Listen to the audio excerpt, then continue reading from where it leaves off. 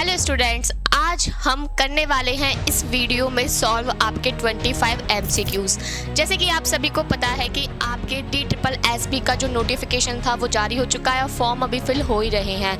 साथ साथ में एम्स की भी बहुत जल्दी नई वैकेंसीज आपको देखने के लिए मिलेंगी और भी अदर स्टेट्स की जो वैकेंसीज होंगी वो बहुत जल्दी नोटिफिकेशन जारी होंगे। तो अगर आप लोग अभी से ही अपनी प्रैक्टिस स्टार्ट करोगे तो उससे क्या होगा कि आपको ही हेल्पफुल होगा।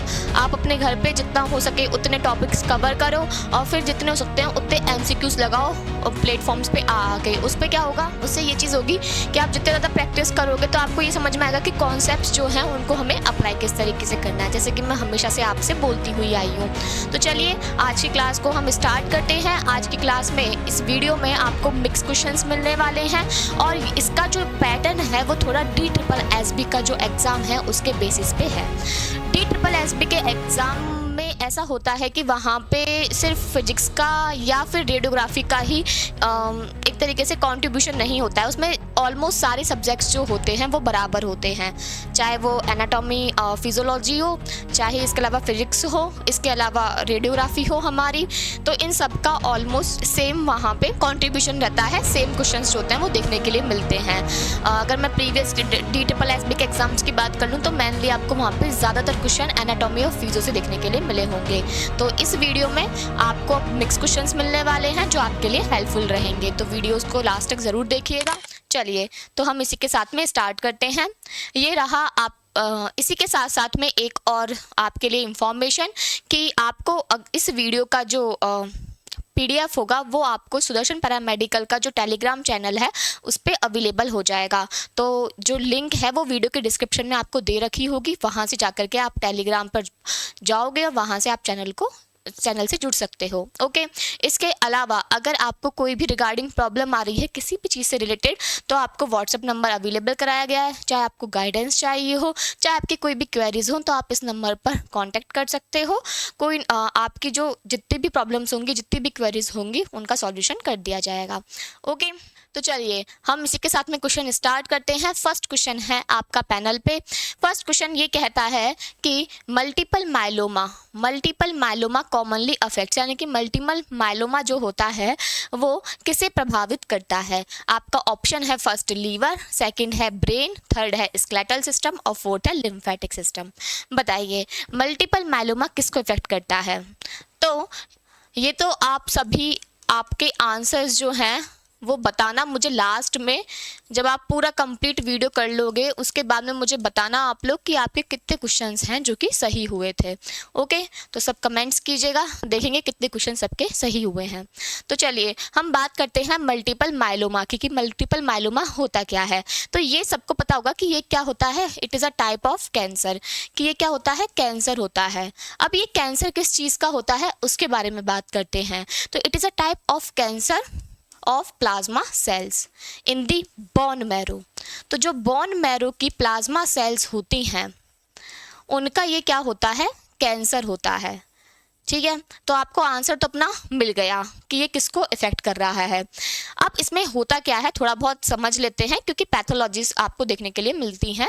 तो देखिए मल्टीपल माइलोमा जो होता है, हमने ये जाना कि ये कैंसर है और ये भी हमें पता लग गया कि बोन मैरो की जो प्लाज्मा सेल्स होती है उनमें उनको अफेक्ट करता है। अब हम ये बात करते हैं कि ये अफेक्ट करेगा तो उसकी वजह से क्या क्या चीज़ें हो सकती हैं। तो देखिए प्लाज्मा सेल्स है हमारी, तो हमारी प्लाज्मा सेल्स होती हैं कौन कौन सी, RBC होती है, इरिथ्रोसाइट जिसको बोलते हैं, WBC होती है, ठीक है, और हमारी होती है कौन सी, प्लेटलेट्स। क्लियर, ये तीन हमारी सेल्स प्रेजेंट होती है। अब इनको अफेक्ट कर रहे हैं तो इनको अफेक्ट करने की वजह से क्या होगा कि RBC के नंबर्स कम होंगे, RBC के नंबर्स कम होंगे तो उसकी वजह से एनीमिया बॉडी में आएगी। ठीक है, एनीमिया आएगा।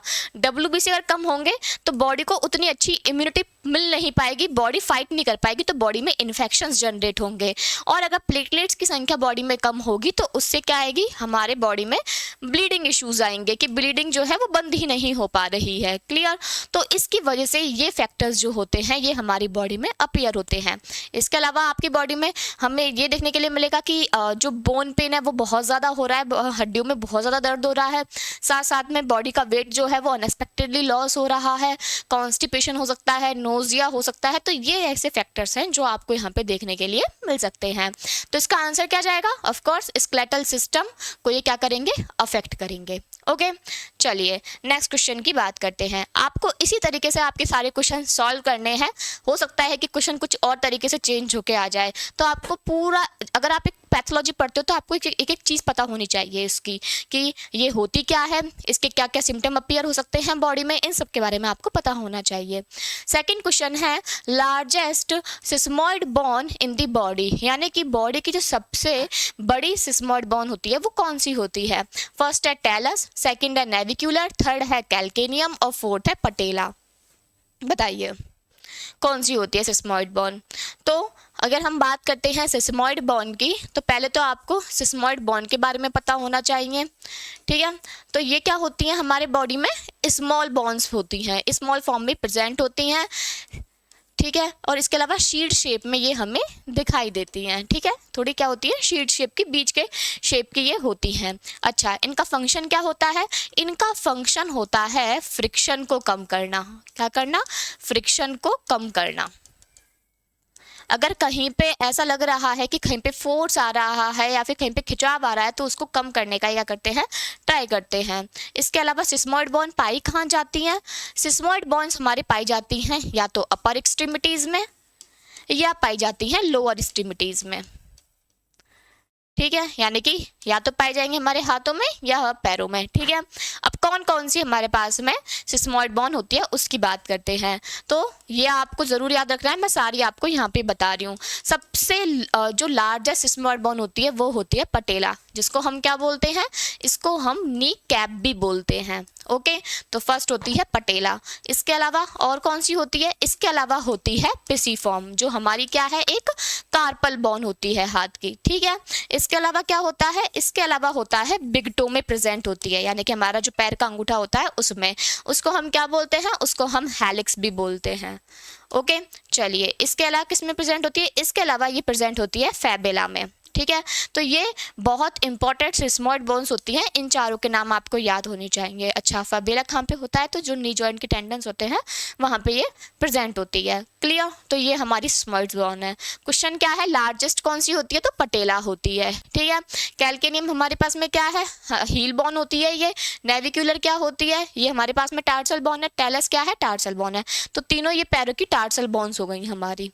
क्लियर, चलिए नेक्स्ट क्वेश्चन है third, insulin is secreted by, यानी कि जो इंसुलिन होता है वो किसके द्वारा स्रावित होता है।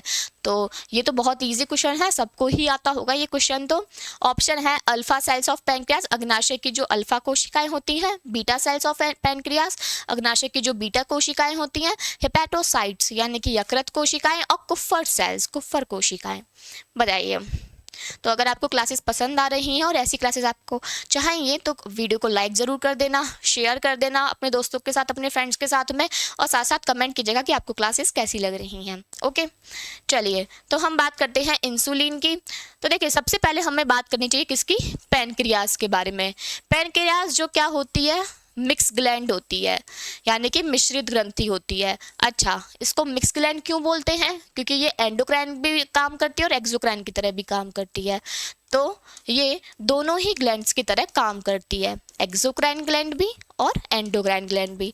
अच्छा, मुझे ये बताने की तो ज़रूरत नहीं है ना कि दोनों ग्लैंड्स होती क्या है, सभी को ही पता होगा कि क्या होती हैं। एक्सोक्राइन ग्लैंड्स जो होती हैं, इनमें क्या होगा, जो मटेरियल सिक्रेट होगा वो होगा एंजाइम, और जो एंडोक्राइन होंगी उनमें क्या होंगे, हार्मोन। तो जो यहाँ पे एक्सोक्राइन ग्लैंड्स जिन एंजाइम्स को सिक्रेट करती है वो डाइजेशन में हेल्प करते हैं। ठीक है, और जो एंडोक्राइन में हार्मोन सिक्रेट होते हैं हम उनकी बात करते हैं। ओके, अब क्या होता है कि जो पैनक्रियास के एंडोक्राइन ग्लैंड्स की जो क्या होती है, यहाँ पे सेल्स होती हैं, उनको हम बोलते हैं आइसलेट्स ऑफ लैगरहैंस। ठीक है, यानी कि लैगरहैंस के द्वीप समूह। क्लियर, इसमें हमारे पास में 3 सेल होती हैं, एक अल्फा सेल, एक बीटा सेल और एक होती है हमारे पास में डेल्टा सेल। तो अगर मैं बात करूं कि अल्फा सेल किसको सिक्रेट करती है, तो इसका काम होता है ग्लूकागॉन को सिक्रेट करने का। बीटा सेल की अगर बात करूं तो ये किसको करती है, इंसुलिन को सिक्रेट करने का। और अगर डेल्टा सेल की बात करूं तो ये किसको काम करती है सिक्रेट करने का, सोमेटोस्टेनिन का। ठीक है, तो ये तीनों सेल्स इस तरीके के क्या करती हैं, हार्मोन्स को सिक्रेट करने का काम करती है। अच्छा, इनका काम क्या होता है, ग्लूकागॉन का काम होता है बॉडी में ब्लड में शुगर लेवल को बढ़ाने का, इंसुलिन का काम होता है शुगर लेवल को कम करने का, और सोमेटोस्टेनिन काम करता है ग्लूकागॉन और इंसुलिन को रेगुलेट करने का। क्लियर, तो आंसर क्या जाएगा इसका, बीटा सेल्स, पैनक्रियास की बीटा सेल। ठीक है, ये इसका आंसर। तो इस तरीके से आपको पता होनी चाहिए हर एक चीज़ यहाँ पे। अल्फा सेल्स ग्लूकागॉन का करेगी, बीटा सेल इंसुलिन का करेगी, हिपैटोसाइट्स जो हमारे लीवर की सेल्स होती हैं उनको हम बोलते हैं हिपैटोसाइट सेल्स। इसके अलावा कुफर सेल्स क्या होती है, तो जो लीवर होता है उसकी फैगोसाइटोसिस जो सेल होती है, फैगोसाइटिक सेल्स जो होती हैं उनको हम बोलते हैं कुफर सेल्स। क्लियर, चलिए नेक्स्ट क्वेश्चन है आपके पास, which is a made of collagen fibres which provide strength and elasticity and hold to bones and prevent their dislocation. Question ये है कि किसको कोलेजन तंतु से बनाया जाता है जो इलास्टिसिटी यानी कि शक्ति भी और स्ट्रेंथ भी प्रोवाइड यानी कि शक्ति और लचीलापन प्रदान करते हैं, और दो हड्डियों को जोड़कर उनकी अस्थिरता को यानी कि अगर वो अनस्टेबल होने वाले हैं, डिसलोकेट होने वाले हैं तो उसको रोकने का काम करते हैं। फर्स्ट है साइनोवियल मेम्ब्रेन, सेकंड है फाइब्रस कैप्सूल, थर्ड है साइनोवियल फ्लूइड और फोर्थ है साइनोवियल जॉइंट। बताइए, तो सबको पता है कि जो दो बॉन्ड्स होती हैं उन दो बॉन्ड्स को होल्ड करने का काम किसका होता है, होल्ड करने का काम होता है जॉइंट का। ठीक है, तो दो बॉन्ड्स को जोड़ने का काम कौन करता है, साइनोवियल यहाँ जॉइंट करता है। अब हम अगर साइनोवियल जॉइंट की बात करते हैं तो ये क्या होता है, ये फ्री मूवेबल जॉइंट होता है, और इसके बहुत सारे हम टाइप्स भी पढ़ते हैं, जैसे कि फॉर एग्जाम्पल हम पढ़ते हैं बॉल एंड सॉकेट जॉइंट के बारे में जो फ्री एंड मूवेबल जॉइंट होता है। ठीक है, अब क्या होता है कि फ्री और मूवेबल तो हैं ये। अब इसमें बात करते हैं सारी चीज़ों की। तो देखिए यहाँ पे क्या होती है, यहाँ पे होती है इनकी फ्लूइड फिल्ड कैविटी।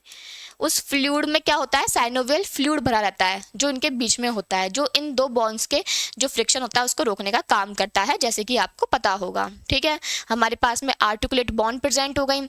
इसके अलावा हमारे पास में क्या प्रेजेंट होता है, साइनोवियल फ्लूइड इन कैविटीज़ के बीच में हो गया, फाइब्रस कैप्सूल प्रेजेंट होगा वहाँ पे जो हेल्प करेगा उनके लिए। इसके अलावा साइनोवियल मेम्ब्रेन प्रेजेंट होती है। ठीक है, तो इसका आंसर क्या जाएगा, साइनोवियल जॉइंट, जो उनको दो बॉन्ड्स को होल्ड रखने का काम करेगा ताकि वो डिसलोकेट नहीं हो पाए।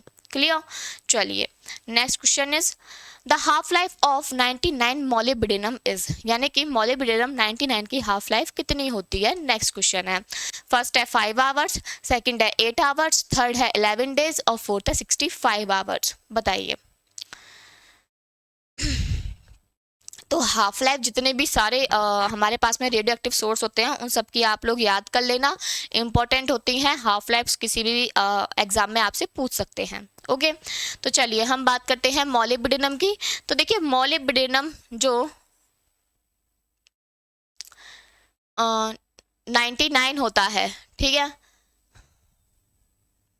एक मिनट, मोलिब्डेनम 99 की हम बात करते हैं। ये क्वेश्चन यहाँ पे गलत हो गया है। ठीक है, यहाँ पे क्वेश्चन था टेक्नीशियन 99M का जो मोलिब्डेनम हो चुका है यहाँ पे। ठीक है, टेक्नीशियन 99M। वैसे क्वेश्चन एक्चुअल में ये था कि हाफ लाइफ जो होती है टेक्नीशियन 99M की वो कितनी होती है। तो देखिए जो टेक्नीशियन 99M होता है उसकी हाफ लाइफ होती है हमारे पास में कितनी, टेक्नीशियन 99M की हाफ लाइफ होती है 6 आवर्स। कितनी होती है, 6 आवर्स होती है। अब क्या होता है कि ये जो टेक्नीशियम होता है 99M, इसको हम जब क्या करते हैं स्टेबल फॉर्म में जाते हैं तो ये मोलिब्डेनम 99 को बनाता है, और इस मोलिब्डेनम 99 की जो हाफ लाइफ होती है वो होती है 65 आवर्स। कितनी होती है, 65 आवर्स। ठीक है, मतलब अप्रॉक्स में 65 पॉइंट कुछ ऐसे रहती है, तो लगभग 65 to 66 आवर्स इसकी क्या रहती है, हाफ लाइफ रहती है। ओके, तो इसका आंसर जाएगा, अगर टेक्नीशियन 99 के M के हिसाब से इसका आंसर 6 आवर्स जाना चाहिए था, क्योंकि मैंने क्वेश्चन उसी तरीके से दिया था।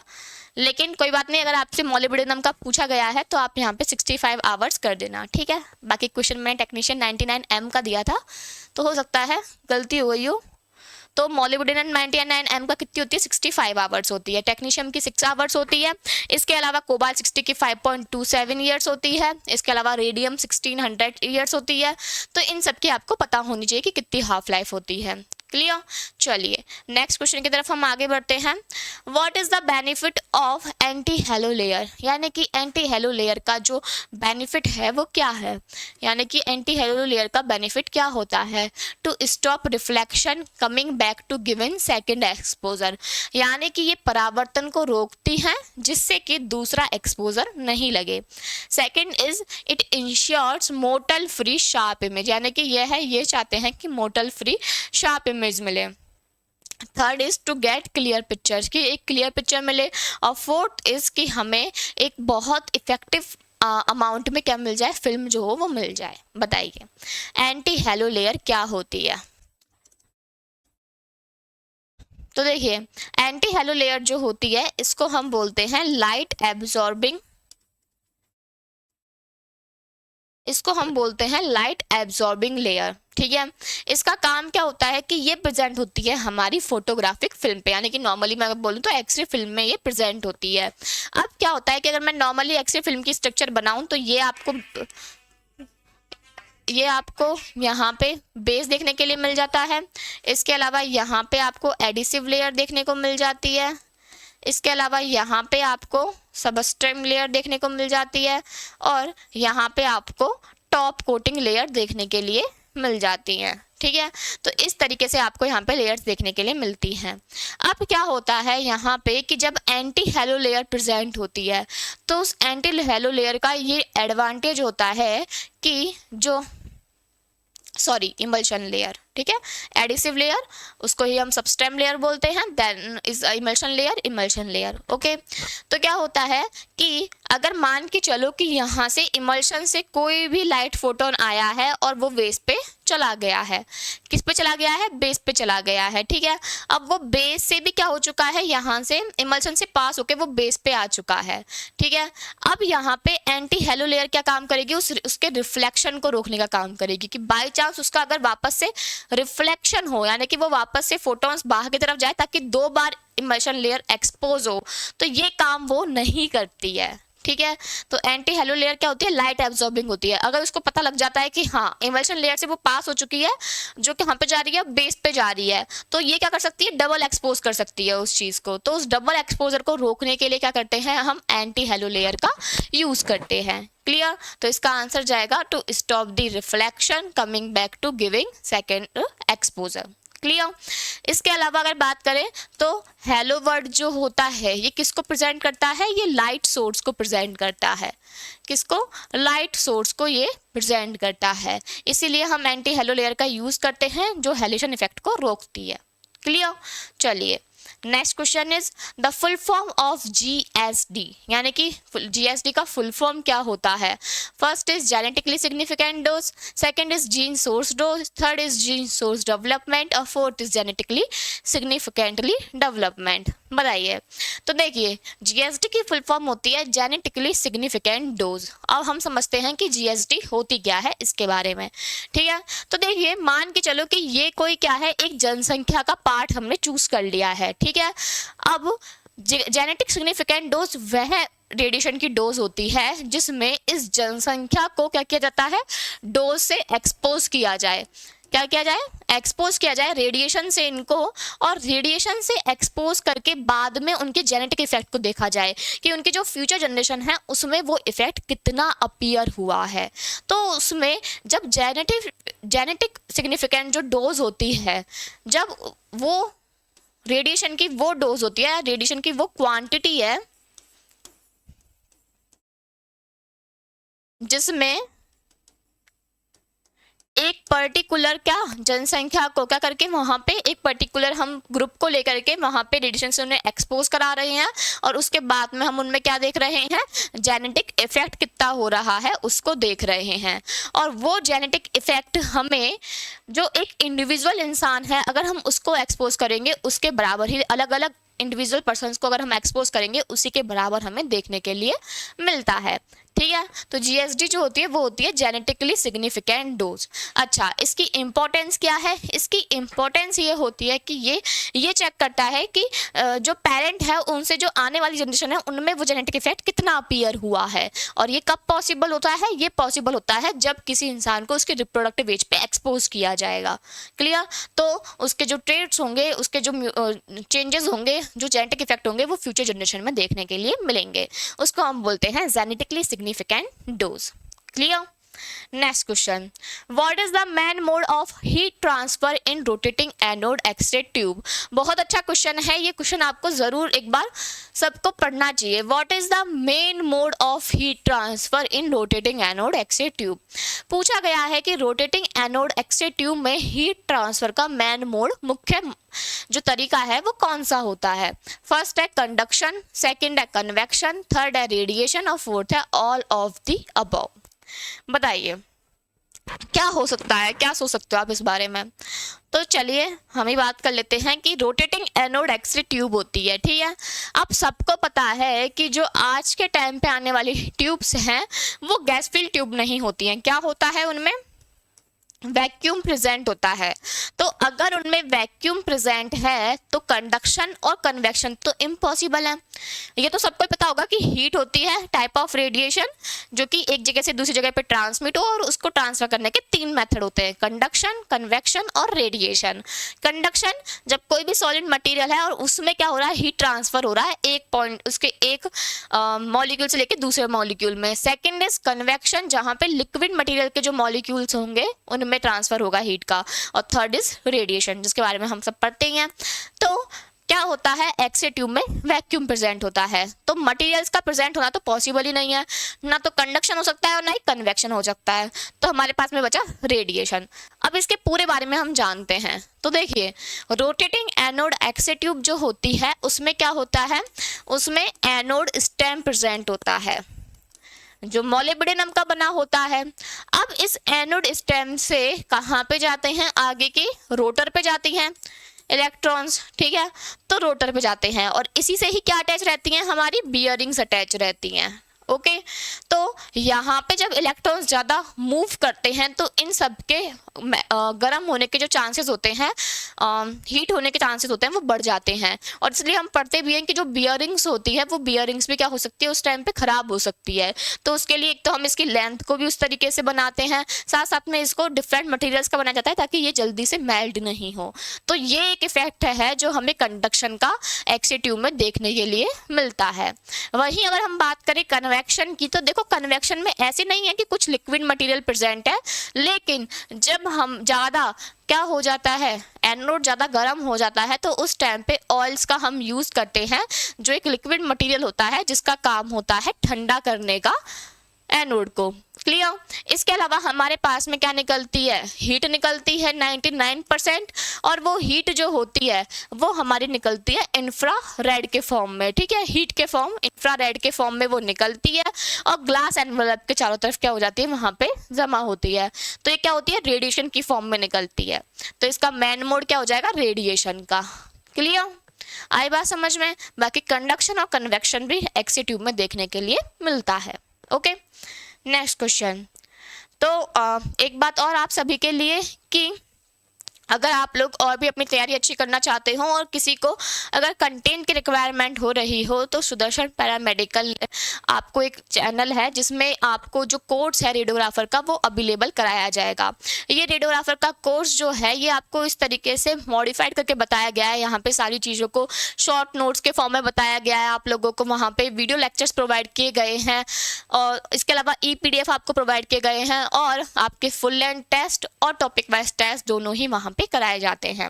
और स्टूडेंट चाहे किसी भी मीडियम से हो, चाहे हिंदी मीडियम से हो, चाहे इंग्लिश मीडियम से हो, वो वहाँ पे जाके इनरोल कर सकते हैं, उनसे उनको हेल्प मिलेगी। ओके, इसी के साथ साथ में हम एक बुक भी यहाँ पे लॉन्च किए हैं। उस बुक में आपको 25 क्वेश्चन बैंक्स मिलेंगे, 25 प्रीवियस ईयर के क्वेश्चन बैंक्स आपको मिलेंगे, जिसमें कम से कम आपके एक पेपर में 100 क्वेश्चन मान के चलो तो लगभग 2500 या फिर एस्टिमेट मान ले तो 2000 से 2500 क्वेश्चन जो हैं वो आपको वहाँ पे देखने के लिए मिलेंगे।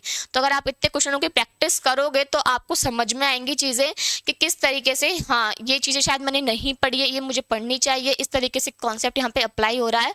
तो ये बुक भी आपके लिए काफ़ी बेनिफिशियल साबित हो सकती है। और सबसे अच्छी बात ये है कि ये जो बुक है ये दोनों ही मीडियम्स के स्टूडेंट्स के लिए अवेलेबल है, चाहे हिंदी मीडियम का स्टूडेंट हो चाहे इंग्लिश मीडियम का हो, बायलैंग्वेज बुक अवेलेबल कराई गई है।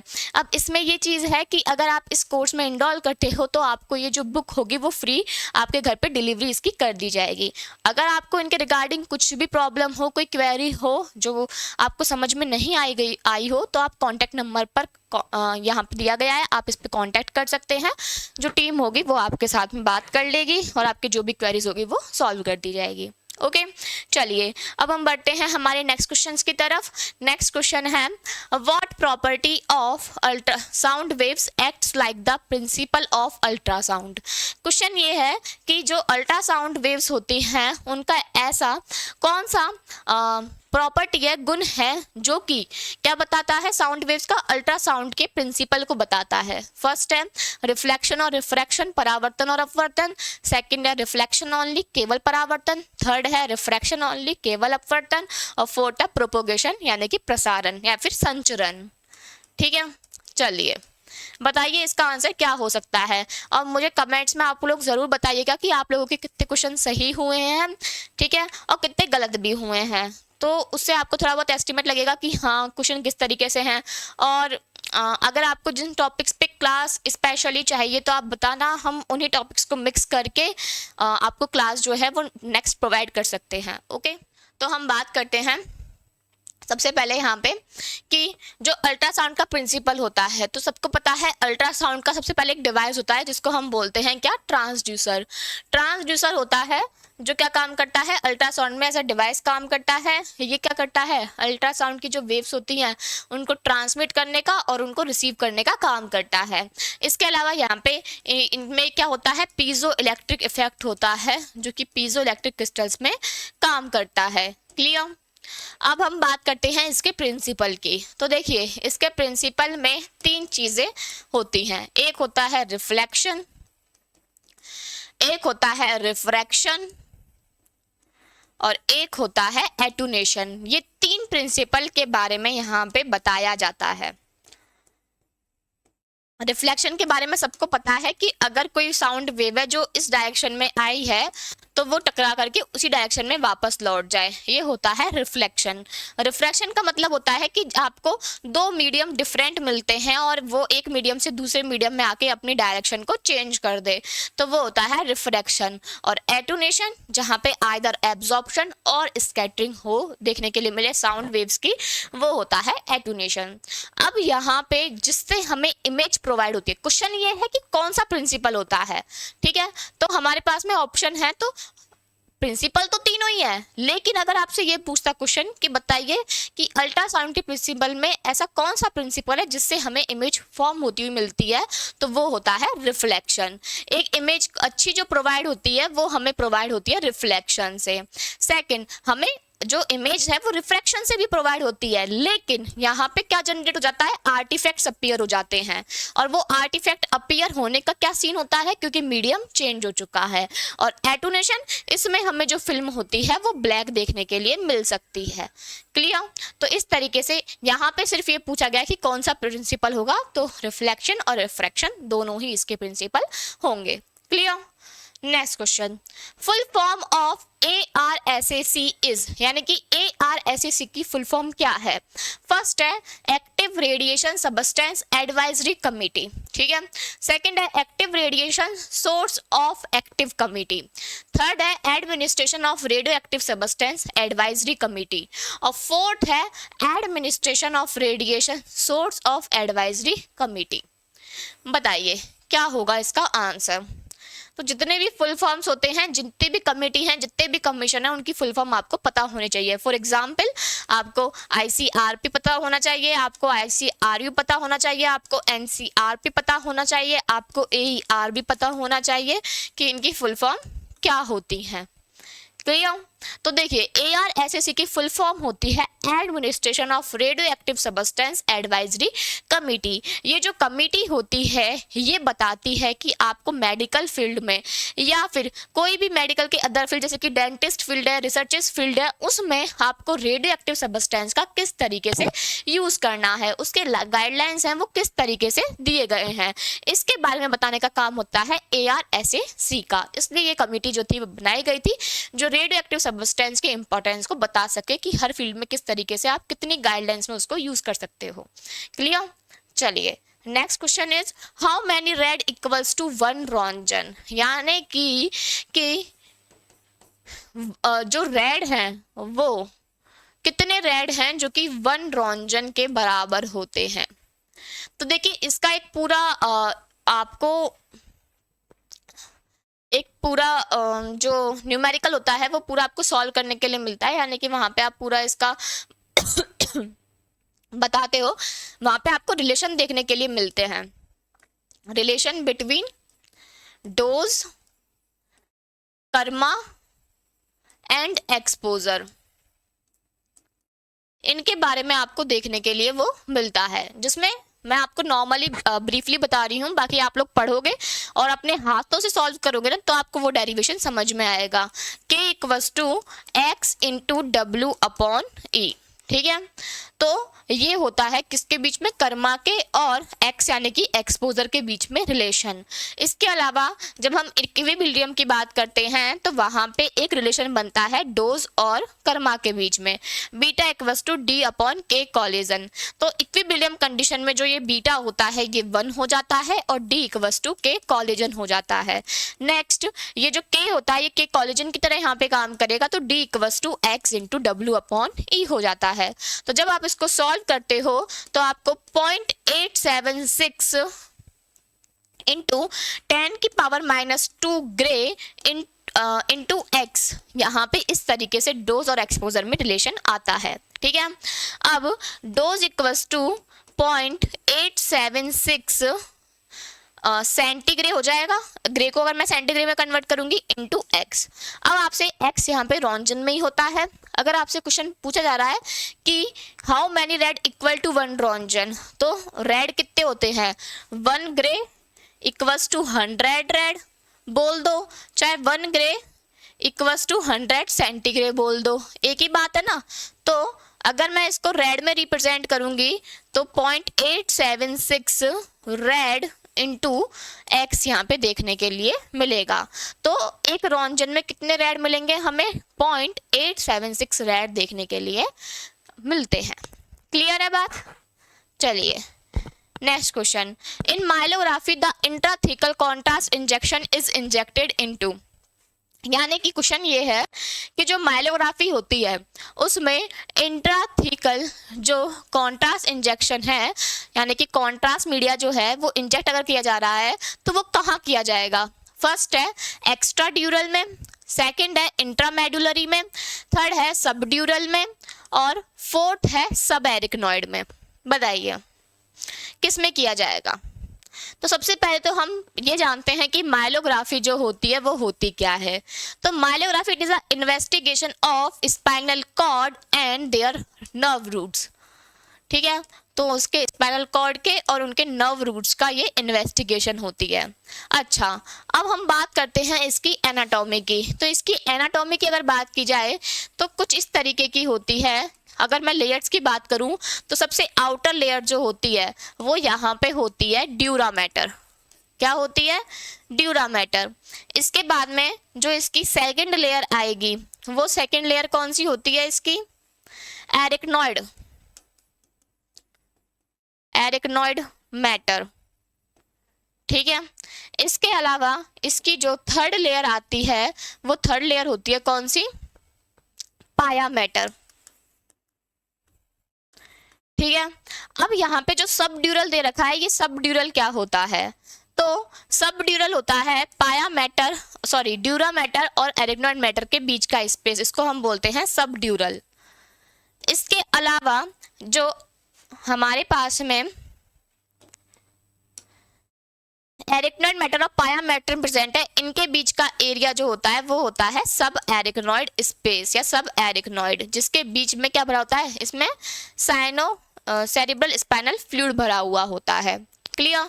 तो जो माइलोग्राफी होती है उसमें जो कॉन्ट्रास्ट इंजेक्ट करता है वो कहता है सब एरिकनॉइड में, और इंट्राथिकल क्यों बोलते हैं, क्योंकि वो क्या हो जाता है, सब एरिकनॉइड स्पेस में फिल किया जाता है। क्लियर। इसी तरीके से हमारे और भी डिफरेंट कॉन्ट्रास्ट मोड्स होते हैं, जैसे कि इंट्रा वेस्कुलर होता है, इंट्रा आर्ट्रियल होता है, इसके अलावा इंट्रा एरिथ्रोग्राफ होता है। तो इस तरीके के डिफरेंट आपको वहाँ पे मोड जो है वो देखने के लिए मिलते हैं। क्लियर। चलिए next question, the viewing glass in the city console room should have led equivalence of, यानी कि जो सिटी कंसोल रूम है उसमें जो व्यू आपको विंडो दिखती है उसमें जो लेड है वो कितनी होनी चाहिए। First it 0.5 mm, second 1 mm, third 2 mm और फोर्थ 5 mm। तो कितनी होनी चाहिए, वो होती है कितनी हमारी 2 mm, यानी कि अप्रोक्स 1.7 mm से लेकर के 2 mm तक। इसके अलावा लेड एप्रॉन 0.25 से 0.5, इसके अलावा हमारे जो ग्लव्स होते हैं वो 0.25 होते हैं, थायर और शील्ड होती है वो 0.5 होती है mm। Clear. Next, single coated films are used in, यानी कि सिंगल कोटेड फिल्म का हम कहाँ यूज करते हैं। तो देखिए सबको पता है ऑप्शन है चेस्ट रेडियोग्राफी जहाँ पे हम डबल कोटेड का यूज करते हैं, मैमोग्राफी, एक्सट्रीमिटी रेडियोग्राफी जहाँ पे भी हम डबल कोटेड का यूज करते हैं, और जीरो रेडियोग्राफी जहाँ पे हम फिल्म का यूज नहीं करके सिलिकॉन जो प्लेट होती, सॉरी सेलेनियम जो प्लेट होती थी उसका यूज करते थे पहले के टाइम पे। तो जो सिंगल कोटेड फिल्म है उसका यूज हम मैमोग्राफी में करेंगे। क्यों करेंगे, ताकि हमें अच्छी और एक शार्प इमेज मिल सके। Clear. Next is town view is, town view क्या है। फर्स्ट है submentovertical view of skull, सेराटर्शिका view of skull, fronto occipital 30 degree caudal view या ऑप्टिक फोरामिना व्यू। तो सबको पता है कि जो सबमेंडो वर्टिकल व्यू होता है स्कल का, ये होता है बेस ऑफ स्कल का, ठीक है, तो ये नहीं है। दूसरा सेराटर्शिका को देखने के लिए हम कौन सा करते हैं, लेटरल व्यू करते हैं, तो ये नहीं है। टाउन व्यू होता है fronto occipital 30 degree caudal view, जो ऑक्सीपिटल बोन को देखने के लिए, इसके अलावा फोरामेन मैग्नम को देखने के लिए किया जाता है। ऑप्टिक फोरामिना व्यू हो जाता है हमारा रिहर्स मेथड। क्लियर। ओके। चलिए next question, the standard temperature of sterilisation is. तो स्टरलाइजेशन क्या होता है आपको पहले ये पता होना चाहिए, 130, 120, 100 या 70।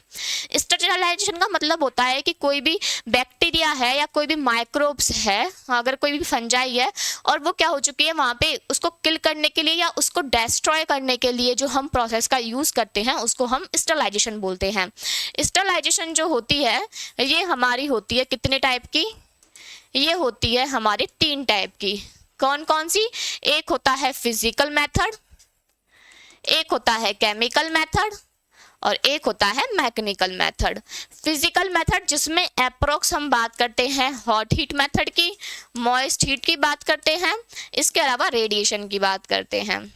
और केमिकल में हम केमिकल इथाइल ऑक्साइड की बात करते हैं और डिसइंफेक्टेंट की बात करते हैं। इसके अलावा मैकेनिकल में हम 2 फिल्टर, एक तो डीप फिल्टर और एक मेम्ब्रेनस फिल्टर की बात करते हैं। क्लियर। तो अब हम बात करते हैं हॉट हीट में हम जो यूज़ करते हैं वो अप्रोक्स 161 से 180 डिग्री सेल्सियस करते हैं।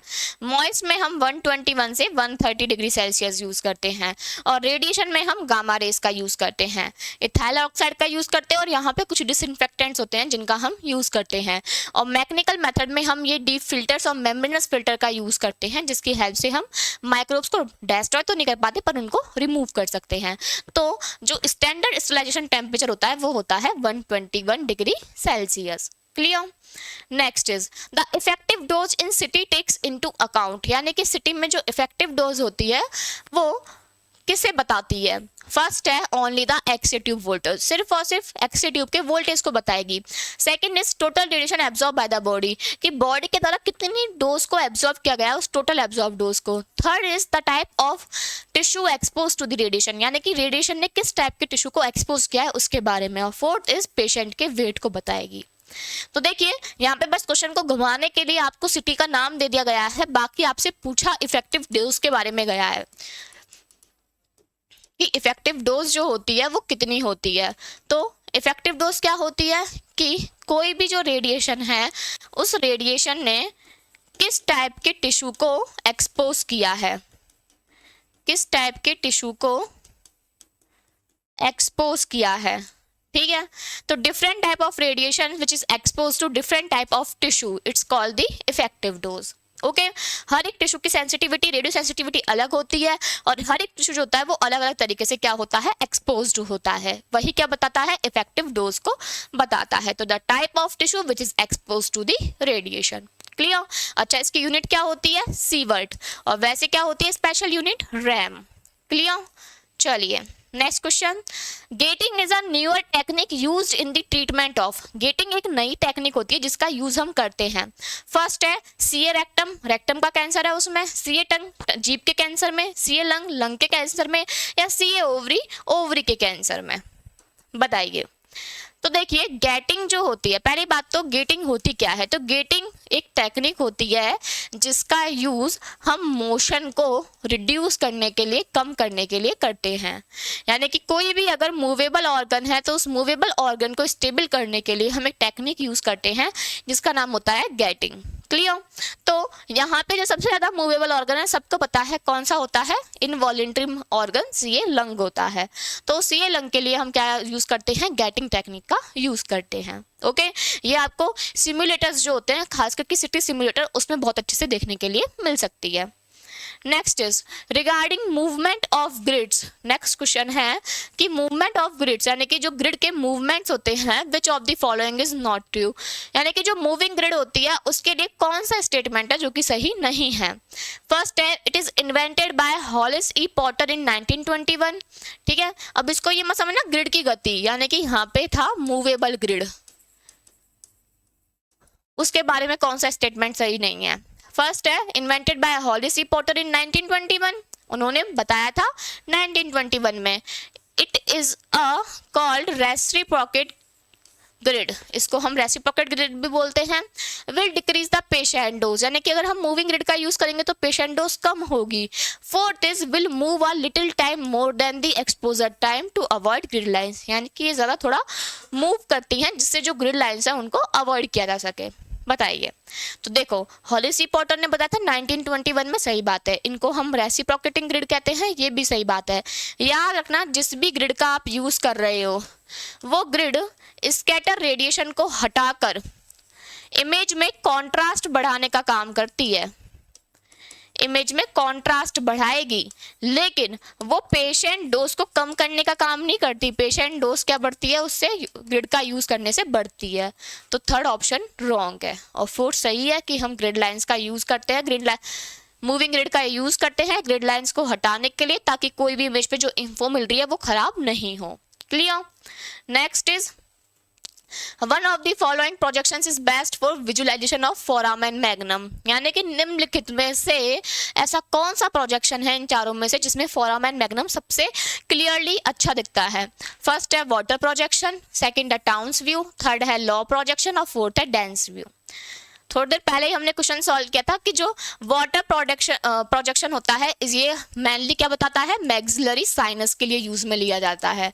ठीक है, इसके अलावा टाउन्स व्यू होगा, ये किसके लिए होगा, ये होगा ऑक्सीपिटल बोन के लिए, और किसके लिए होगा, फोरामेन मैग्नम के लिए, और किसके लिए होगा, पेट्रस पिरामिड के लिए, petrous region of temporal bone, उनको देखने का ये काम करेगा। इसके अलावा पोस्टीरियर सेलाई इनके लिए भी काम कर सकते हैं। लॉस प्रोजेक्शन होता है जो कि इसके लिए काम नहीं करता है। इसके अलावा डेंस व्यू होता है जो कि C1 और C2 के लिए काम करता है। क्लियर? तो इसका आंसर जाएगा टाउन्स व्यू। ओके, चलिए लॉ प्रोजेक्शन मुझे याद नहीं आ रहा है कि किसके लिए होता है।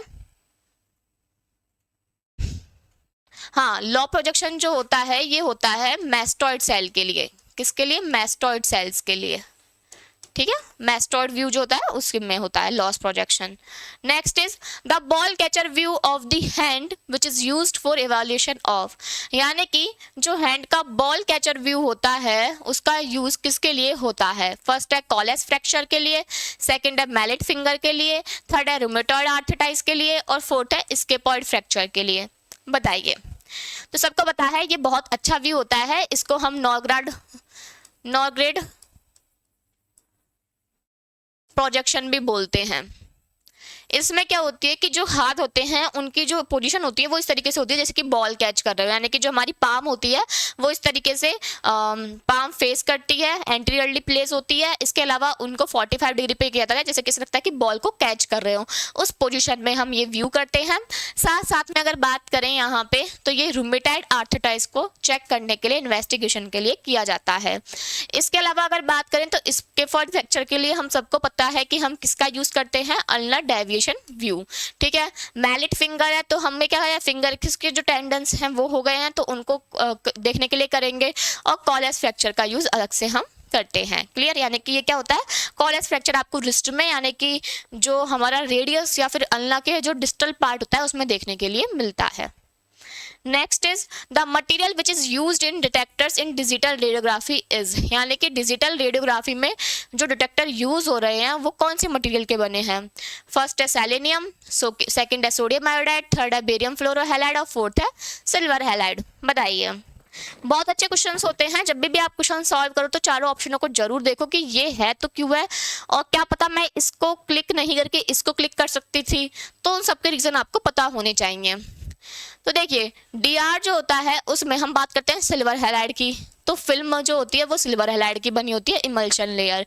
बेरियम फ्लोरोहैलाइड, सीआर की जो इमेजिंग प्लेट होती हैं वो बनी होती हैं बेरियम फ्लोरोहैलाइड की, बेरियम फ्लोरोब्रोमाइड और बेरियम फ्लोरो आयोडाइड की, जो मिलकर यूरोपियम बनाते हैं। सोडियम आयोडाइड की जो हमारे पैट के या न्यूक्लियर स्कैन्स होते हैं उनके डिटेक्टर जो होते हैं वो सोडियम आयोडाइड के बने होते हैं।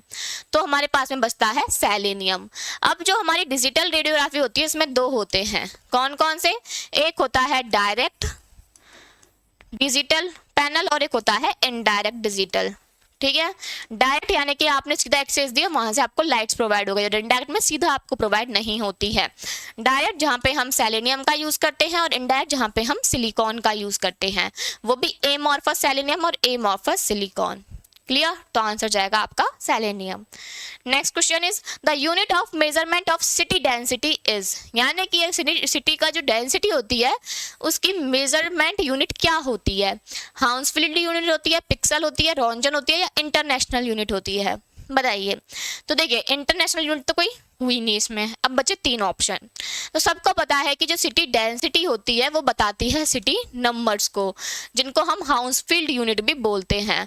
तो उनकी यूनिट तो हो गई हाउसफील्ड। ठीक है, जितने भी हैं जैसे कि वाटर जिसका 0 है ये आपको पता होना चाहिए, एयर जिसका -1000 है ये आपको पता होना चाहिए, बॉन जिसके +1000 से लेकर के 3000 तक है ये आपको सारे सिटी नंबर पता होने चाहिए। CSF के, ब्लड के, मसल्स के, फैट के, सबके आपको पता होना चाहिए। Grey matter, white matter. Pixel क्या होती है? स्मॉल यूनिट होती है मैट्रिक्स की 2D। रॉन्जन होती है एक्सपोजर की यूनिट। ठीक है, तो आंसर जाएगा हाउसफील्ड यूनिट।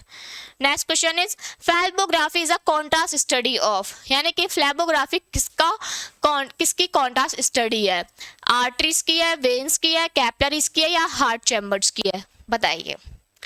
तो देखिए, फ्लैबोग्राफी जो होती है इसी को ही हम बोलते हैं वेनोग्राफी। क्या बोलते हैं? वेनोग्राफी। अब नाम से समझ में आ गया होगा किसकी होती है? वेन्स की होती है। आर्टरीज की होती है जिसको हम बोलते हैं एंजियोग्राफी। क्लियर है बात? ठीक है, क्या बोलते हैं इनको? हम एंजियोग्राफी बोलते हैं। इसके अलावा हार्ट चैम्बर्स के लिए हम ECG और इन सबको, कार्डियोग्राम्स, इन सब के यूज करते हैं ताकि हम स्टडी कर सके कि हार्ट में एक्चुअल में हो क्या रहा है। Okay, next is milliampere second per week is use to determine. ये बहुत अच्छा क्वेश्चन है। ये चारों पॉइंट्स आपको पता होने चाहिए कि ये होते क्या हैं। ठीक है।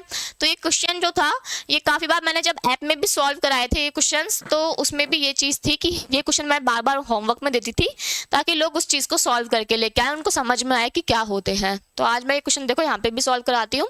Milli ampere second per week is use to determine, यानी कि जो प्रति सप्ताह हम MAS जो होती है, यानी कि ये जो यूनिट है पर वीक की, ये हम किस में यूज करते हैं, किसको बताने के लिए यूज करते हैं। फर्स्ट है यूज फैक्टर, सेकंड है वर्कलोड, थर्ड है ऑक्यूपेंसी फैक्टर और फोर्थ है डिस्टेंस फैक्टर। बताइए। तो देखिए सबसे पहली बात तो हम करते हैं वर्कलोड की।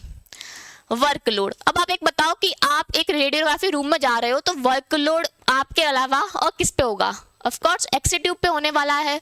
तो वर्कलोड का मतलब होता है कि जो एक्स-रे ट्यूब है उस एक्स-रे ट्यूब को कितना यूज किया जा रहा है, कितना यूज किया जा रहा है वीक में, कितना यूज किया जा रहा है। तो इस तरीके से ये बनता है। यहाँ पे मिली एम्पियर क्या हो जाता है, करंट की यूनिट हो जाती है, ठीक है।